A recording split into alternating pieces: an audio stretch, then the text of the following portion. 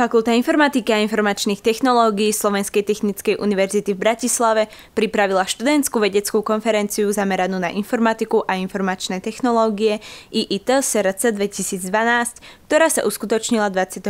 apríla 2012. Hlavným mozgom celej konferencie bola profesorka Mária Bieliková, ktorej sme sa opýtali na priebeh a cieľ celého dňa.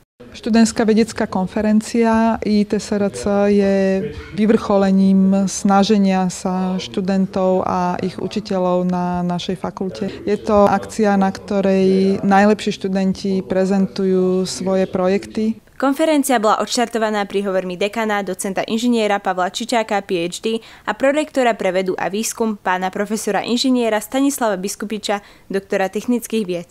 Po nich nasledovala tradične prednáška významnej osobnosti z oblasti IT.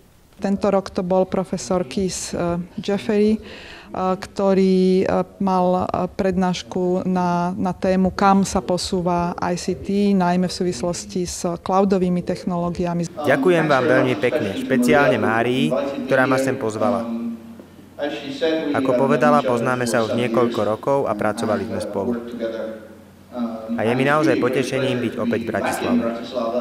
Počas dňa prebehli akcie ako súťaž o najlepší tím TP Cup a finále súťaže stredoškolákov v programovaní Profit. Rovnako prebiehali aj ďalšie sprievodné akcie, ako napríklad prezentácia Nokia Labu, prezentácia hier, ktoré vyrobili študenti, prezentácia Robocupu, súťaže rýchlostného programovania a výstava fotografií v rámci súťaže Fitapixel.